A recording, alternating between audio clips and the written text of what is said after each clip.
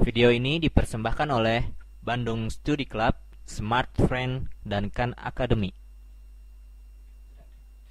Oke, di sini kita punya pegas hijau di sini dan pegas hijau ini dia diikatkan terhadap satu dinding.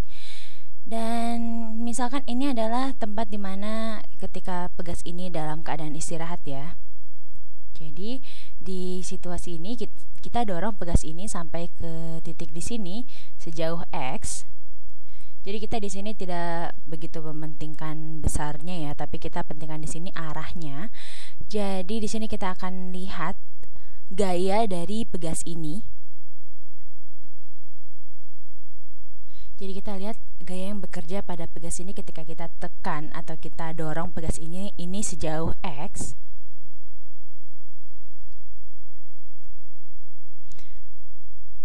Ya, jadi di sini kita lihat ya, kita bikin dulu grafiknya.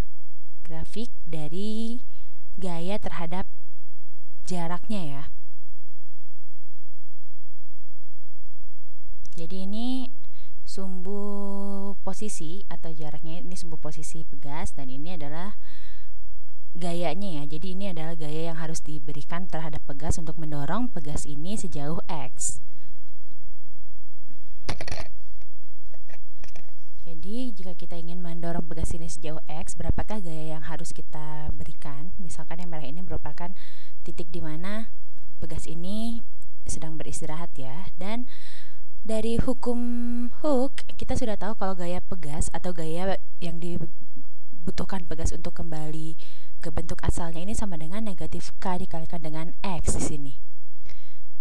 Dan ini yang terjadi jika kita menarik pegas ini, dan jika kita mendorong pegas ini sejauh X, yaitu ke kiri ya, maka gaya yang terjadi akan sama dengan K dikalikan dengan X ini, karena arahnya berlawanan dengan gaya pegas yang jika kita tarik ya, atau yang di atas ini terjadi jika kita tarik ke arah kanan.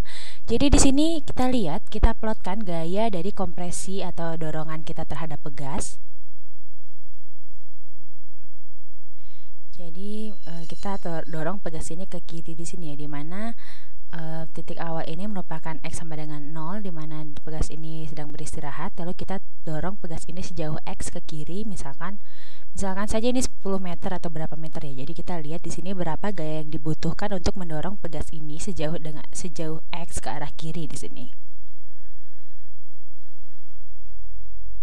Jadi di sini jika kita memberikan gaya sebesar 0, berarti ya pegas ini tidak akan bergerak ya. Tapi jika kita memberikan suatu gaya, pegas ini tentu akan bergerak ke arah kiri atau kanan tergantung arah gaya kita. Misalkan di sini kita akan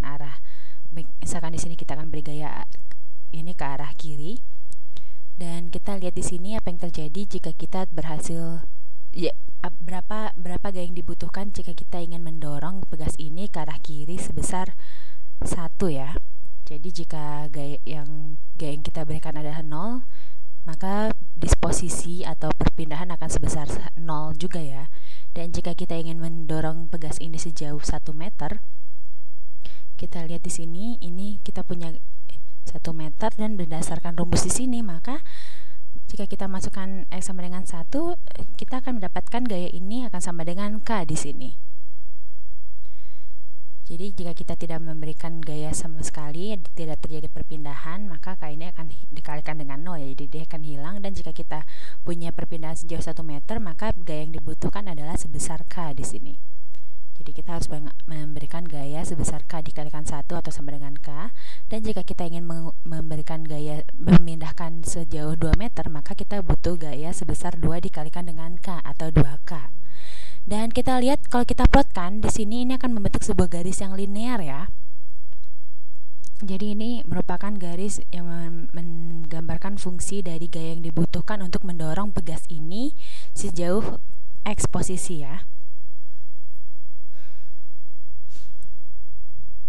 Jadi di sini kita lihat kita tidak begitu melihat arahnya ya di sini ya. Jadi harusnya memang kalau ke arah kiri memang harusnya jadi negatif, tapi karena kita dilihat di sini adalah besarnya aja, kita tidak perlu memperhatikan arahnya di sini. Jadi kita lihat hubungan dari perpindahan X terhadap dengan gayanya ya.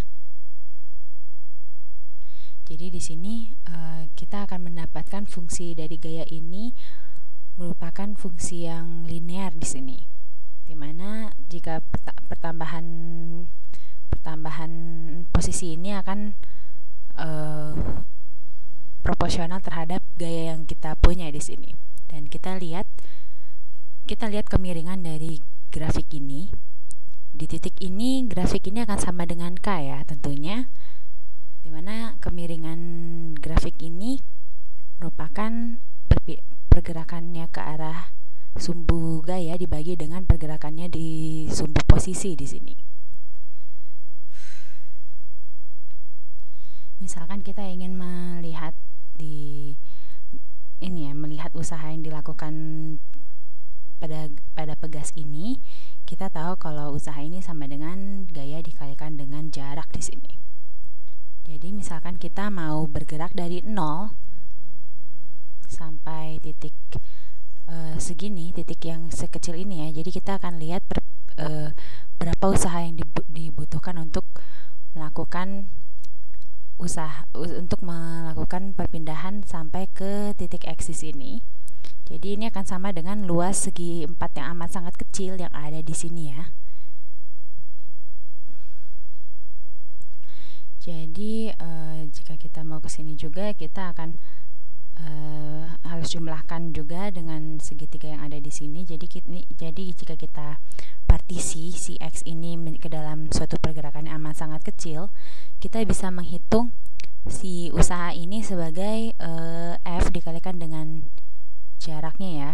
Dan jika kita ingin menghitung sampai jarak X tertentu, maka kita akan harus jumlahkan segi 4 ini, dimana segi 4 ini merupakan segi 4 yang amat sangat kecil ya, dan kita harus jumlahkan sampai ke titik X0 di sini. Misalkan kita mau mencari usahanya yang dilakukan sampai titik X0 ya. Dan kita bisa lakukan juga di sini berupa integral kalkulus ya, untuk mencari nilai dari usaha yang kita punya di sini. Tapi karena di sini kita punya bentuk yang linear, kita bisa langsung aja lakukan secara geometri di sini. Jadi misalkan kita mau mencari usaha dari yang dilakukan pegas ini untuk memindahkannya sejauh X0, maka kita punya di sini suatu segitiga ya di sini. Jadi kita tinggal cari aja usaha ini sama dengan luas dari segitiga yang kita punya di sini. Jadi kita punya di sini segitiga ini memiliki alas X0 dan tinggi ini sejauh X0 dikalikan dengan K tentunya ya, dimana ini merupakan gayanya. Jadi kita punya di sini X0, X0 dikalikan dengan K. Dan kita tinggal mencari luas yang ada di segitiga ini, dimana luas segitiga ini sama dengan alas dikalikan dengan tingginya. Jadi X0 dikalikan X0 dikalikan K, dan harus dibagi setengah ya, karena ini merupakan segitiga. Jadi kita punya setengah X0 dikalikan X0 dikalikan K, atau sama dengan setengah K dikalikan X0 kuadrat ya. Dan ini juga akan hasil yang sama dengan yang kita dapatkan jika kita menggunakan kalkulus di sini. Jadi kita integralkan Kx terhadap dx, kita akan mendapatkan rumus yang sama, tapi ini akan membingungkan ya. Jadi kita punya bentuk usaha yang kita punya di sini adalah setengah K dikalikan X0 kuadrat, dan ini merupakan energi potensial yang terdapat pada pegas kita di sini. Jadi ketika kita telah mendorong atau menarik pegas ini sejauh X0, maka akan terdapat suatu energi potensial terhadap pegas ini yang besarnya adalah setengah Kx kuadrat di sini. Misalkan kita punya K ini sama dengan 10 dan X ini sama dengan 5 meter ya. Dan sekarang kita ingin tahu energi potensial yang terjadi pada pegas di titik X sama dengan 5 ini. Jadi energi potensial ini sama dengan setengah dikalikan K dikalikan X kuadrat. Ini akan sama dengan setengah dikalikan, di sini ada 10 dikalikan dengan 5 di sini, maka dikuadratkan jadi 25. Ini sama dengan 125 ya.